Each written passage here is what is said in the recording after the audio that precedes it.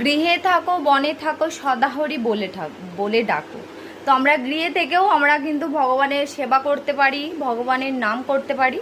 তো অনেকে ভাবতে পারে তো আমি মন্দিরে নেই, ঘরে আছে, আমার সংসার আছে, তো আমি কীভাবে ভগবানের নাম করব, ভগবানের সেবা করব? আমার পক্ষে সম্ভব না। মেয়ে একটু বড় হয়ে যাক, মেয়ের বিয়ে দিয়ে দিই, বা ছেলে বড় হয়ে যাক, ছেলে চাকরি পেয়ে যাক, তারপরে ভক্তি জীবনে আসবে, ভগবানের সেবা করব। কিন্তু না, এরকম করে যদি আমরা অজুহাত দিতেই থাকি, একটা করে হাত যা আছে আমাদের অজুহাত একটা করে বেরোতেই থাকবে, না আমরা ভক্তি জীবনে আসতে পারবো না, ভগবানের সেবা করতে পারবো না। ওই জন্য আমাদের দিকে সবসময় চেষ্টা করতে হবে ঘরে থেকেই যাতে আমরা ভজন সাধন করতে পারি। যে কবে মন্দিরে যাব, মন্দিরে গিয়ে ভজন সাধন করবো, সেই আশা করলে কিন্তু হবে না।